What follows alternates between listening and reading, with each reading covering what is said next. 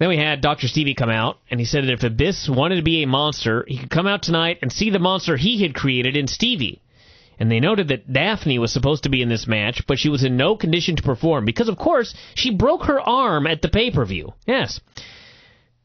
So, yeah, they mentioned that this was a no DQ match because there was no better way to settle this rivalry. Wasn't Monsters Ball to settle this rivalry? It gets better. They have a match. It's a hardcore match. So, of course, Stevie gets the heat by applying leg holds. Yes. Brilliant idea there. This happened. So then Abyss, out of nowhere, hits a torture rack drop for the pin. I like torture rock trap. Stevie attacks him with a kendo stick. So there's another one. And yes, and Mike Tenay said these words, and for like the fifth time in the show, I'm not making this quote up. Who cares about the match when you win the post-match battle? Yeah. The after-match attack is, in the words of TNA's own announcers, more important than the match itself. Yes. So Stevie attacks him with the kendo stick, and, of course, his feud must continue. And as he's attacking him it with was not settled by the no DQ match. As is... God damn it. So, I don't know. This is like trying to watch... This is like putting a blind man in a car in an empty parking lot and watching him trying to drive out. It's amazing. So he's attacking him with the fucking kendo stick, and out comes Mick Foley. Mick Foley proceeds to get in the ring, and, of course, as a swerve, he attacks Stevie. Because you see, this is leading to Mick Foley and Abyss becoming a tag team. Why not? All I know is this is where I wrote down Hulk Hogan cannot get here soon enough.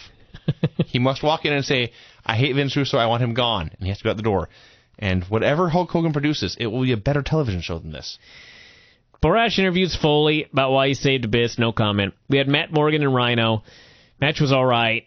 And Morgan wins with the carbon footprint. And so Rhino beats him up afterwards. Right. Well, yeah, that's because the post-match attack is more important than the match. So he was beating him up. He hit a gore. To say Matt Morgan took a horrible bump for this gore would be such the understatement. This looked like he was not only not taking a bump or selling the gore, this looked like he was trying to stay on his feet. Yeah. It looked like he planted his feet and leaned his weight into Rhino, trying to separate his shoulder. And Rhino did come up selling his shoulder. So this sucked. And then Hernandez came out to do a run-in to save a guy from the other run-in. Mm-hmm. Or something. Of course. Daniels met with Joe backstage, told him to knock the games off. Joe said, you know what? When I talked to AJ and said you may have attacked him, he rolled his eyes, meaning your best friend doesn't think you're in his league. He told him to think about it. Then he walked off, and Chris Daniels got really mad and hit a picture of Joe. Mm-hmm. Yeah, I thought Daniels was still no good here. I thought Joe was okay, but whatever. There are other things to talk about in the show. Hold on a second. How can you say Daniels was no good when his entire role was to stand there and look at Joe as Joe spoke? I just remember the opening when he called Joe down the hallway, and then he called Joe's name, and Joe turned around, and Daniels approached him, and then he had a short monologue. And that short monologue, I thought to myself, I don't believe you. Homicide cornered Don West and demanded a title match at Bound for Glory. He then proceeded to rob him.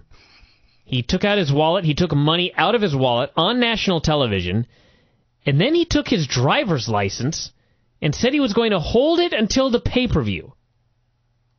I don't know. His driver's license. Maybe he was looking for his library card and couldn't find it. But yes, Don West was doing the house show plug when Homicide ran in to intimidate him into getting a title shot. He's going to hold his driver's license. And is he renting bowling shoes? I don't know. What do you have to leave your license with someone for? To buy. Well, now he can't prove he's 21 and can't buy liquor. Everybody. Homicide took his driver's license and said he's holding on to it until the pay-per-view. Why? You know, I know we've all done it. I know going to the DMV is no fun, but you can get a replacement license. It's not that hard. I cannot hate this because of Don West's performance. He was so terrified. JB interviews Angle, who's a babyface, who, by the way, is still wearing all of his main event Mafia stuff. I forgot to mention this during the intro, but yes, he has his music back, and he's a total babyface, but he still has pinstripes and roses on his gear and his video. So she's interviewing him, and I don't even know what he said, because the next thing you know... I'm so happy. My notes read, I wasn't paying attention. Something about somebody in power trying to get rid of him. But the next thing you know, AJ is down backstage and bleeding out of the back of his head. And Lauren asks, is he okay? And they immediately cut away, because it's only their world champion who's apparently dead. More important things to do. Gotta pay the bills. They go to commercial, they come back, and an ambulance is zooming off, and Lauren is saying that he is being taken to the hospital after being beaten up for the second time in a row. So I guess they were referring to last week. It would have been nice to tell us and clear that up.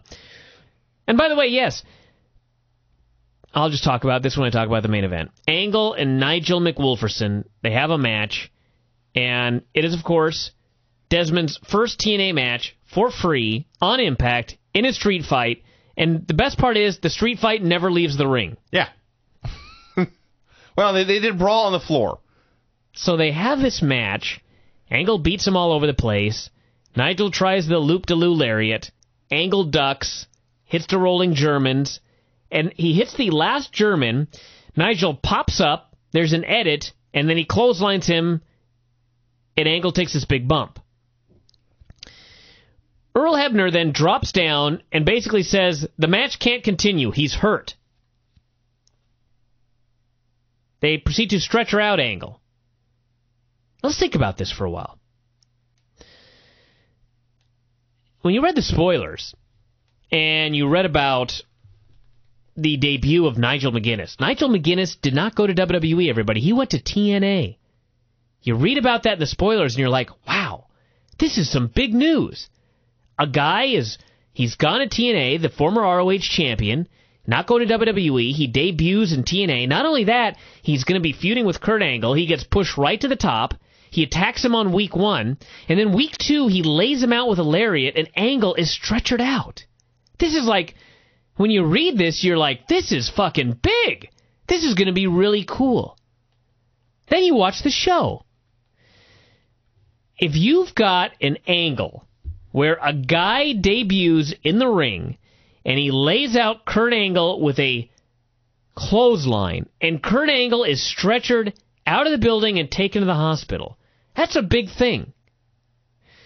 So why, in the previous segment, the segment that immediately precedes this, you do an angle where AJ Styles is laid out and taken off in an ambulance? That right there is just like, you should be fired from TNA. You should be banished from the professional wrestling business. You should never, ever be allowed to book another pro wrestling show as long as you live. That is the absolute utmost in goddamn stupidity right there. To do an ambulance angle right before you're going to do a stretcher angle that's supposed to make an impact. I mean, this is just like all the years Vince Russo has been in this business. All these years. And he still doesn't have clue one. It gets better. You have a guy earlier in the show that gets hurt. Gets hurt legit. Dropped right on his head. They think he might have broken his neck. He can't move. People go up to him and say, hey, you know, we probably shouldn't put this on the show if you want this main event angle with Angle and Nigel to have any impact. Oh, no. Why the fuck would you not air a real injury on TV? The guy really got hurt. We got to put this on TV. So we get earlier in the show, a fucking guy get dropped right on his neck, seemingly paralyzed, seemingly broken neck. The match continues.